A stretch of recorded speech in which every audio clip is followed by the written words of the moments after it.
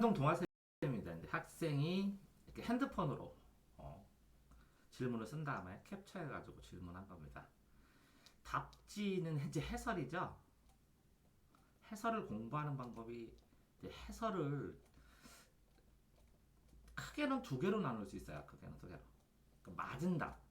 맞은 답은 여기서 내가 필요한 거, 필요한 정보들을 이렇게 이거는 나는 알고 있어야겠구나 하는 걸 정보를 캡처를 해서 요거는 아이디어나 내가 푸는 방법과 달라 하는 것들을 따로 맞은 것은 한 줄이나 두 줄로 정리를 하면 돼요. 그러니까 맞은 것도 쳐야 돼요. 근데 이제 보통은 아이들이 오답 정리를 하라고 하면 진짜 신기한 게 틀린 것만 하잖아요. 근데 실제로는 이 틀린 거 하는 것보다 이게 더 가치 있어요. 저 왜 그러냐? 왜 그러냐? 이 맞은 건데 맞았기 때문에 내가 이걸 아는 내용이거든요. 그러면 해설을 보면서 내가 푸른 방법하고 해설의 방법하고 비교를 할 수 있잖아요. 내 방법하고 해설의 방법하고. 그러다 보면 내 방법이 더 좋을 수도 있고 해설의 방법이 더 좋을 수도 있어요. 그럼 해설은 왜 이렇게 해설했을까? 왜 이렇게 풀으라고 했을까? 그 다음에 해설의 이런 방법을 내 방법으로 풀었는데 이걸 더 빠른 방법으로 풀 수 있는 방법은 없을까? 이해됐죠? 그 무슨 뜻이냐면 시간을 단축하는 데는 이 틀린 거를 이거를 맞추는 내용, 이 정답의 이용을, 정답의 이유를 공부하는 것도 중요하지만 보통은 다 이렇게 정답의 이유만 공부를 하는데 이 정답의 이유를 알더라도 이거를 더 빨리 풀 수는 없어요, 실제적으로. 근데 요거는 해설을 보고 내 방법과 비교함으로 해서 더 빨리 풀 수 있는, 더 빨리 풀 수 있고 시간을 단축할 수 있는 방법을 찾아낼 수가 있기 때문에 이렇게 맞는 방법도 해설을 보면서 한두 줄로 정리하면서 자, 더 나은 방법, 시간을 단축할 수 있는 방법, 시간을 줄일 수 있는 방법을 찾는데 이 맞는 해설을 읽는 이유가 있어요. 자, 다음은 이 틀린 것도 이 정답의 이유를 찾고 근데 이걸 현장에서 어떻게 체크를 할까? 즉, 제시글에 이 내용이 이 문제에 있는 걸 제시글에 있는 걸 어떻게 해서 빨리 찾을까? 요게 좀 중요한데 이 정답 이유도 있지만 아이들이 정답 이유를 보다 보면 이렇게 내가 이렇게 선택지에서 이렇게 고른 단어들이 있어요. 3번 하면 선택지에서 고른 단어. 그러면 이걸 고를 수도 있고 이걸 고를 수도 있어요. 근데 다 고르면 안 돼요, 사실은. 그러면 이 고르는 거를 해설의 이유가 줄글줄글 써 있어요. 그럼 그 해설에서 설명하는 단어를 골라야 내 이 선택지를 제대로 단어를 골랐다는 거 아니에요. 이 해설에 나오는 키워드. 그래서 정답의 이유를 3개에서 5개 정도로 단어만 쓰라고 했잖아요. 3개에서 5개를 쓰는 이유가 요 3개, 5개 단어가 이 제시글의 어느 문장에 있는 어느 단어냐 이런 뜻이거든요. 이해되세요? 그 다음에 틀린 이유도 나는 이걸 골랐는데 포인트가 여기 있을 수도 있거든요. 그래서 해설을 보면서 해설의 단어를 어떤 식으로 빨리 긁어낼 수 있느냐. 그러니까 중요한 걸 잘 골랐느냐도 해설을 보고 평가를 하는 거예요. 또 하나는 이게 오답의 이유가 있잖아요. 오답의 이유. 내가 오답을 고른 이유를 쓰라고 그랬잖아요. 그러면 해설에 보면 이거를 나는 골랐지만 해설에는 이렇게 써놓 있어요. 근데 이 오답을 고르면 안 돼. 그러면 해설에 이렇게 써 있어. 그럼 나는 이렇게 생각했는데 해설에 이렇게 써 있는 걸 찾으려면 요 차이가 뭘까? 어떻게 골라야 이 오답을 피할 수 있을까도 생각을 하는 거예요. 그러니까 이 틀린 문제를 고르는 거는 어려울 수 있습니다. 분명 이렇게. 근데 실제적으로 성적을 더 빨리 올리는데 도움이 되는 건 요거예요. 맞는 거에 대한 해설을 비교하면서 개선시키면 이거는 혼자도 맞은 것이기 때문에 가능해요. 개선이. 근데 요거는 내가 틀렸던 것이기 때문에 혼자 개선할 가능성이 줄어요. 이거는 선생님 수업이 좀 필요한 거고 요거는 혼자서도 개선하기가 좋은 거예요. 자, 그러니까 답지가 이런 뜻이에요. 답지. 해설. 자, 설명이나 정리된 것이 많아요. 오, 맞아요. 그러니까 이거를 요약 정리하는 거. 요약 정리하는 게. 요게 쉽지가 않아요. 근데 해설은 문제를 보면 이렇게 글이 쭈르륵 나오고 문제도 있는데 요 해설들이 자이스토리나 마더텅이나 이런 문제들을 보면 번호마다가 있어요. 번호마다의 핵심을 골라요. 이렇게 번호 1번, 2번 하고 설명이 막 길게 나와요. 엄청나게. 여기 있는 핵심 단어를 골랐어요. 요 핵심 단어에 걸른 게 선택지에 고른 거하고 두 개로 나눠요. 이거를 제시문의 단어 하고 이렇게 두 가지로 나뉘어져요. 여기 있는 게. 그러니까 이런 문제 중에서 해설 중에 제일 어려운 게 뭐냐면 제시문에 없음 근거가. 제시문에 안 나와. 이런 뜻이에요. 선택지에는 있는데 제시문에 그 내용이 없음. 이게 제일 힘들어요. 그래서 해설이 어떻게 나오냐면 이 제시문에 나오는 이 내용을 해설에 있는 선택지랑 맞추면서 설명하는 것이 아니라 이게 없음 하고 끝이에요. 근거가 없음. 근거가 없는데 찾아야 되니까 시간도 되게 많이 걸려요. 그러니까 이 해설을 읽을 때 뭐라고요? 이게 선택지에 있는 단어냐? 이게 제시문에 있는 단어냐? 요 두 개로 나눠서 보는 수밖에 없어요. 근데 이거를 구분을 안 해요. 애들이 이해하려고. 통째로 이해를 해보니까 어려워요. 그 결국은 선택지에 있는 단어와 제시문에 있는 단어의 1대1 대응. 이거 한 개랑 이거 하나 1대1 대응시키는 거 찾는 거거든요. 근데 그러니까 제가 이제 해설지를 만들 때는 해설지를 원판 해설지를 갖다가 중요한 단어를 새까맣게 바꿔요. 단어를 만들어서 애들한테 줄 때. 왜? 해설지를 요약을 못하니까. 이해됐어요? 자, 그러니까 정리를 어떻게 해야 되냐. 여기에 문제 1, 2, 3, 4 있으면 요 틀린 것들을 해설지를 읽어서 전부 다 맞는 걸로 다 바꿔야 돼. 모든 거를. 틀린 요 문장을 뭐라고요? 전부 다 틀린 거를 만든 걸로. 만든 건 하나잖아요. 아니면 맞는 게 4개고 하나가 틀리잖아요. 그러면 이 틀린 거를 다 맞는 걸로 바꿔요. 해설지를 보고. 그게 끝나는 게 아니라 요거를 갖다가 요 단어로 여기 맞는 걸로 바꿨죠. 이게 어디 있어요? 제시글에 있어요. 왜 그러냐면 요거만 해버리면 나중에 내가 또 못 찾아요. 이걸 화살표로 쳤더니 여기에 요 단어다. 이걸 바꿨더니 요 네버가. 요것도 바꿨더니 이 단어다. 여기 있는 부분이다.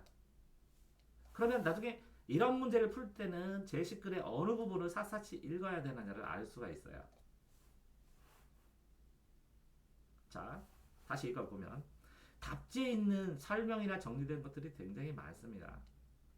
그러니까 이걸 정리할 때는 답지에 있는 거는 이게 답지에는 문제, 선택지에 나와 있는 거랑 선택가지에 나와 있는 거랑 제시글에 나오니까 섞여 있으니까 이거를 나누어서 봐야 됩니다. 그럼 나누게 되면 어떻게 됩니까? 이 선택지를 전부 다 맞는 걸로 고쳐놓은 다음에요. 요게 제시글에, 선택지는 여기인데 이 단어가 제시글에 어떻게 나와 있는지 화살표로 연결할 수 있다는 거예요. 그렇다면 이 내용도 알게 되고 나중에 여기에 3번, 4번, 5번을 찾아가면 근데 나중에 또 이것들을 쭈르륵 연결하잖아요. 그럼 요거에 대한 이론이 나와요. 이론이나 주제가. 그 이론 같은 경우에는 소설 같은 경우에는 시점이 될 수도 있고 인물 특성이 될 수도 있고 아니면 비문학이면 전개 방식이 될 수도 있고 이런 이론들이 보여요. 그럼 나중에 보면 비문학의 전개 방식 문제는 예를 들어서 여기 했을 때 이게 발단에서는 뭐를 쓰고 여기에서 예시는 어떻게 하고 상수는 어떻게 하고 뭐 이런 것도 있고 두괄식으로 어떻게 쓰고 뭐 이렇게 여러 가지 구조 특성들 이 이론들이 전부 다 자꾸 누적돼서 외워져요. 아니면 일치 문제면 여기에 있는 단어들을 쭉 연결하면 주제가 명확하게 나오고 흐름이 나와요. 그러니까 마치 이 글의 주제를 쓰고 여기에 이렇게 4가지 이해를 쓰면 기승전결로 쓰면 1, 2, 3, 4 이렇게 해갖고 짧은 단어로 뭔가를 쓰죠. 이렇게 개요를. 요 개요들이 여기에 1, 2, 3, 4 이렇게 나오는 거야. 이렇게 풀어 헤쳐져서. 그러니까 결국에는 많아요. 근데 뭔가 많을 때는 삭제를 해야 돼요. 필요 없는 거는. 이건 당연하다. 그러니까 삭제한 다음에 나머지 중에서 골라요. 삭제해서 골라요. 여러 개를. 여기서 또 선택을 해요. 이 3가지 중에서 이게 제일 중요하다. 이렇게. 그 첫 번째로 삭제해서 읽고 두 번째는 골라서 읽고 그 중에 마지막에 선택하고 그거를 선택한 걸 연결해요. 연결하면 줄거리가 돼야 되는 거예요. 그래서 한 번에 읽어서 이거를 다 정리한다라는 건 쉽지 않다라는 걸 얘기를 해주는 거예요. 이런 식으로 보는 거는. 이게 익숙해지면 삭제하면서 고른 것 중에 골라요. 골라놓은 다음에 나중에 쭈룩 연결해요. 제 이론상으로는 지금 이래요. 다음 문제를 보고 지문 보면 자 문제를 보면 선택을 해놔요 단어를. 자 선택지가 있으면 이 선택지에서 단어를 이거랑 이거 중요해. 이거랑 이거 중요해. 이거랑 이거랑 중요해. 근데 이걸 비교해 보니까 이거랑 이거랑 했을 때 요거 비교해 봤더니 이게 되면 이게 당연해. 이거랑 이결되는데 이거보다 이게 더 구체적이야. 그러면 요거랑 3번이랑 비교했더니 이거 고르려면 차라리 이걸 고르고 이걸 고르서 이렇게 비교하는 게 낫겠다. 목적어를 서술어를 비교하든지 목적어를 비교하는 게 낫겠다. 그럼 다음 단에 이거 보면 5개가 비교가 돼요. 아니면 이거랑 중요한 거 요거랑 요거를 골라요. 그래서 5단어를 순간 암기를 만약에 해요. 이렇게. 그러면 이 손가락에 5개 꽃갈고름 껴놓은 것처럼 한 다음에 제시문을 막 읽어요. 손가락을 이렇게 보면서. 그러다 3번 맞네? 찾았네? 여기 있네? 하는 거예요. 그 다음에 신기한 게 이 제시글이 이렇게 있으면 요거는 전체 문제면 첫 부분 나오고 요거는 두 번째 부분 나오고 이렇게 순서대로 나와요. 왔다 갔다 안 해요. 수능하고 평가원 기출은. 거의 순서대로 나온다고. 요걸 바꿔서 순서대로 안 나고 바꿔서 나오면 반칙이에요. 그렇게 되면 안 돼요. 근데 사설은 이렇게도 나오지만. 문제의 선택지를 골라서 지문을 봤어요. 제시글을 읽다가 보면 다시 일로 가잖아요. 5단어를 딱 봤기 때문에 순식간에 다시 일로 가도 돼요. 다시 여기 또 가잖아요. 5단어가 순식간에 보여요. 이해됐어요? 그렇기 때문에 더 빠르게 푼다는 거예요. 근데 정확도가 안 오른다는 것은 이렇게 안 해봐서 그래요. 이거야 이렇게. 여기 있는 단어랑 여기 있는 단어 무슨 얘기냐면 보통은 아이들은 요 문장과 요 문장이 거의 비슷한 내용이야. 이것도 잘 안 해봐요. 근데 해설을 다 읽으면 이 문장은 이런 여기에 나와 있는 이거 때문에 이렇게 때문에 이유가 나오면 이게 제시글을 근거로 대줘요. 해설에는. 이해돼요? 근데 이 문장하고 이 문장뿐만 아니라 이 문장에는 요거 단어랑 여기부터 단어랑 예를 들어서 어제 어떤 애 풀어줄 때 능력에 따라 능력과 노력에 따라 이렇게 재능과 노력에 따라 이렇게 나와 있어요. 제시글에는. 근데 선택지에는 노력에 따라 이렇게 썼어요. 재능에 따라. 그럼 노력이 빠져 있어요. 그래서 답이에요. 이해돼요? 그러면 선택지는 그걸 해설에는 그걸 풀어서 설명했어요. 그런 것처럼 저는 여기에 따라라는 글을 폈더니 제시글에 여기 따라 나오더라고요. 그랬더니 여기 2개가 있어요. 근데 여기는 하나만 있어요. 뭐뭐에 따라가. 그래서 이거 반절이 다 빠졌다. 잘못됐다. 이해됐어요? 그런 것처럼 문제를 보고 제시글에서 지문에서 매칭을 해야 되는데 정확도가 안 오른다. 이거는 보통 이제 화살표 쏘기 연습이라고 해서 요 단어가 어디 있는지 찾아봐 이렇게 하는 거거든요. 이걸 다 연결해 줘 봤어야 돼요. 왜 연결해봐요? 나중에 이거를 논리적으로 생각해서 맞는 걸로 바꿀 수도 있어. 똑똑한 애들은. 근데 그게 문제가 아니라 이 제시글에 어떤 단어로 이게 나왔느냐, 어느 부분에 나왔느냐가 중요하거든요. 나중에 이걸 찾아내야 되니까. 그러니까 어떤 문제의 정답들을 전부 다 이렇게 화살표로 써보면 샤프로 치면 돼요. 이렇게. 나중에 이게 뭐라고요? 요 내용이 요 내용에서 여기 있구나 이렇게. 이게 열로 갔구나 이렇게 거꾸로 갈 수도 있고. 빠르게 복습하는데도 굉장히 도움이 돼요. 그렇기 때문에 이렇게 화살표로 연결해서 체크하는 거를 해보시는 게 참 도움이 많이 됩니다. 이해됐어요? 자 다음 문학에서 현대소설, 극문학 이렇게 똑같은데요. 소설은 A 인물과 B 인물의 대립이 있고요. 보통 3자가 이렇게 있어요. 그럼 얘와 관련되는 애는 동그라미고 얘와 관련되는 세모인데 소설에서 나올 수 있는 그 내용 문제라고 해서 인물, 사건, 배경 문제. 그 다음에 이런 거를 어떻게 전체를 구성하느냐. 구성 문제니까 구성 특성, 소설 이론. 구성이나 소설 이론. 그러니까 구성이나 소설 이론이 한 문제가 나오고요. 인물 문제가 반드시 나오고요. 사건 문제 나오고 배경 문제 내고 하나 더 나오면 보기 나와서 적용 문제 이렇게 나오거든요. 자, 그러니까 이게 인물이에요. 인물. 동그라미 세모 네모가. 그러니까 A가 예를 들어서 영식이하고 수재면 영식이 문제는 동그라미를, 영식이가 말한 내용 중에 중요한 거는 동그라미를 쭈르륵 치고, 수재가 얘기한 거는 수재니까 시 있으니까 세모를 쳐. 수재가 얘기한 거. 그럼 희곡도 그렇게 풀어요. A 영식이 땡땡하고 이렇게 쓰면 영식이 내용은 전부 다 동그라미. B는 수재예요. 그럼 수재가 얘기한 내용은 세모 중요한 거를. 그래서 동그라미 세모 쭉 하면 인물을 알고 얘가 했던 요 동그라미 세모 친 이 내용이 사건들이에요. 이렇게 사건들. 얘가 얘한테 한 거, 얘가 얘한테 한 거. 그 인물 사건이고 요 가운데가 배경이거든요.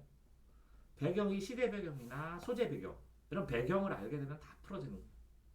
그러니까 1대1 단어는 당연히 어느 문제든 다 1대1 되는 거예요. 왜 그러냐면 이 영식이 수재가 한 요 내용이 제시글에 그래서 여기서 제시글이 있으면 제시글의 이 부분이야.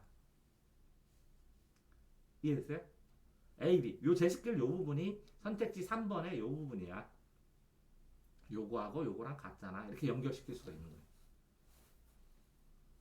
왜 그러냐면 이렇게 1대1 대응을 안 시키잖아요. 그럼 나중에 소송 걸려요. 생각해서 하는 거는. 왜 국어는 말싸움을 서로 다 잘하겠죠. 그럼 문학적 감상인데 느낌이 다르잖아. 막 이렇게 얘기하겠죠. 그러니까 완벽하게 1대1 대응되는 것들이 다 없을 수가 없어요. 거기까지 됐나요? 자, 문제 풀 때 연습할 때도 시간 맞춰, 이런 건 똑같아요. 제일 처음에 연습할 때 시간 맞춰야 돼요. 처음에. 그럼 시간 맞춰서 풀었는데 다 못 풀고 못 푸는 게 있으면 추가로 다른 색으로 푸셔야 돼요. 이건 80분 안에 풀 거고. 마킹 빼니까 엄밀하게는 첫 번째 풀 때는 75분에 푸셔야 돼요. 그 다음에 다 남은 시간에 다른 색깔로 풀어주셔야 돼요. 그래서 이게 75분에 풀어가지고 이게 90점이면 아니면 85점이면 나머지 시간을 추가해서 풀면 좀 더 맞거든요. 그래서 92점. 이렇게 채점을 2번 해야 돼. 이거하고 이거하고. 그러면 이게 문제가 아니에요. 아이들은.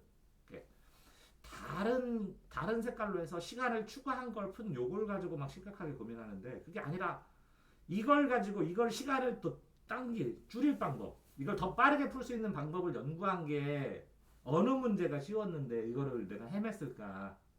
이거를 시간을 단축했어야지 라는 생각을 해야 자연스럽게 이 시간 안에 들어와서 이걸 또 나중에 추가로 푸는 거죠. 요거는 아느냐 모르느냐를 체크를 한 거예요. 내가 시간을 두고 풀었을 때 이걸 더 맞춰 쓰느냐. 이해됐나요? 그러니까 시간 맞춰 푸는 게 중요한 이유는 아이들이 진짜 2시간, 뭐 3시간에 어떤 애가 풀었더니 96점이에요. 근데 75분 딱 시간 맞춰서 딱 풀었더니 76점 나와요. 거의 20점 차이 납니다. 20점. 시간 맞춰서. 그러니까 이게 훈련을 이 시간 맞춰서 하면 안 되잖아요. 안 그런가요? 그러니까 이 시간에 맞춰서 해야 되는 거잖아요.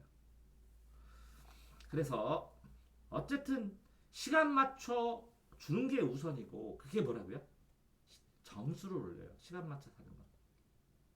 그 정확도도 뭐 정확도에 초점 맞춰 이 시간 안에 푼 정확도가 의미가 있는 것이기 때문에. 그런데 이렇게 시험 문제를 본 다음에 그 다음에 공부할 때는 시간은 뭐 안 맞춰도 상관없어요. 틀린 거 천천히 공부해도 돼요. 그래서 이거를 아이들이 뭐 안 찍어요. 찍기라도 해야 돼요. 이거 찍어서 합쳐서 85점이라는 거예요. 왜 시험 시간에 모른다고 안 찍을 거예요? 자기 운까지도 훈련하는 거야 어떻게 보면. 그래서 점수를 올려서 이걸 알아야 요거에 맞춰서 수업을 해주는 거거든요.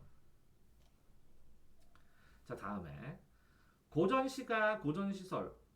고전시가 읽는 법은 고전시가는 첫 번째 읽는 법을 공부해야 돼요. 어떤 식으로 읽어야 되나 이렇게 거칠게 읽는 법. 왜 그러냐면 고전시가 전체를 공부를 이렇게 모든 거를 다 이 내용을 한글로 고전시가를 한글로 암기하는 건 좀 미련한 짓이에요. 어렵고 이거를 거칠게 해석하는 법, 거칠게 읽고 하는 법으로 한 다음에 내가 거칠게 해석을 한 다음에 이게 해석이 전혀 안 되는 암기해야 될 용어가 200개 정도가 돼요. 그러니까 이 단어는 거칠게 해석할 수가 없어요. 고전 단어가 없어졌어요. 요거는 뽑아서 줄 거예요. 그래서 고전 시가나 시조나 고전 소설 이렇게 알아야 될 용어가 있어요. 시가나 소설에. 이 용어가 200개, 250개, 한 300개 정도를 해결을 하면 그러면 추천한 거 요거 한 6쪽, 6페이지 정도 공부하고 요거 영상 몇 개 보고 고전 소설 영상 보고 이 단어를 정리를 하면 웬만한 고전 시가나 소설은 배우게 돼요. 수특하고 수완으로. 그래서 어느 정도는 문제 없이 돼요. 내용 파악은.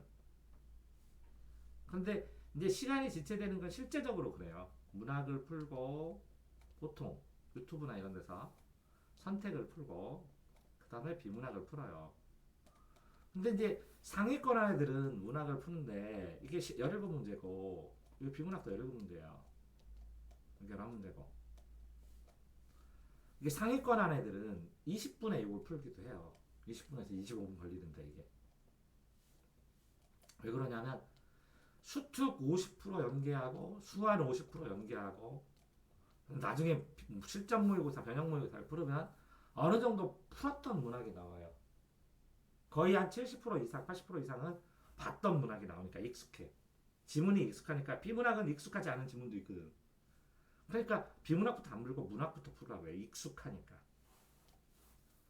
그 다음에 이제 선택지 화작을 하던 언매를 하던 언매는 뭐 문법 5건 이상 풀었을 테고 화작도 이렇게 비문학 풀듯이 이렇게 문학 풀면서 많이 공부를 하면 내용 자체가 어렵지 않아요. 화작이. 그래서 이게 11분인데 이거를 15분에 풀어요. 그러니까 명확하게 풀이 방법이 제일 많이 영향을 주는 데는 이게 선택, 화작이에요. 11개인데 15분에 풀으려면 엄청나게 빠르게 탁탁탁 체크하고 풀어야 돼. 기계처럼. 그러면 요게 15분에서 20분 걸렸다고 치면 이 학생은 벌써 20분, 35분에서 40분 없어진 거죠. 40분. 체크까지. 그럼 비문학 충분히 풀 수 있죠. 35분, 40분은 푸니까. 그래서 이걸 빨리 푸는 거야. 그러니까 비문학이 어렵더라도 한 줄 한 줄 비교할 수 있죠. 40분이면. 얘는 상위권은. 근데 하위권은 25분, 20분하고 25분을 또 써요. 5분을 체크하더라고. 그러면 50분이 날라가니까 30분 남죠. 그럼 17개니까 최소한 2분이잖아요. 2분. 2분 컷 안에 2분보다 더 적게 들어서 해야 되는데요. 문학이 25분에 풀기에도 뻑뻑하대요. 그러면 이게 25. 여기에 이 선택은 20분, 여기 또 25분 걸리고 이게 만약에 30분 걸렸다고 쳐봐요. 그럼 60분이 없어지죠. 60분이 없어지니까 비문학을 몇 분에 풀어야 돼요? 20분에 풀어야 되죠. 아니 이 전략이라고 이거를 최대한 빨리 풀고 요거를 여유 있게 푸니까 상위권이 되는 거예요. 2분이 조금 넘죠. 잘하는 애들도 2분 조금 넘게 들어서 푸는 거를 이게 국어 공부를 못하는 애가 이거를 시간을 낭비해가지고 이 비문학을 20분에 푸니까 다 못 푸는 거예요. 그럼 얘들이 40분에 17개니까 20분 동안 난 10개 풀고 몇 개를 못 푸는 거예요. 항상 7개를 못 푸는 거예요.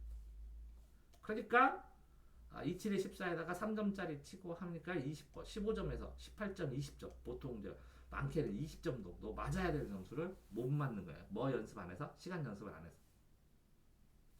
이해되세요?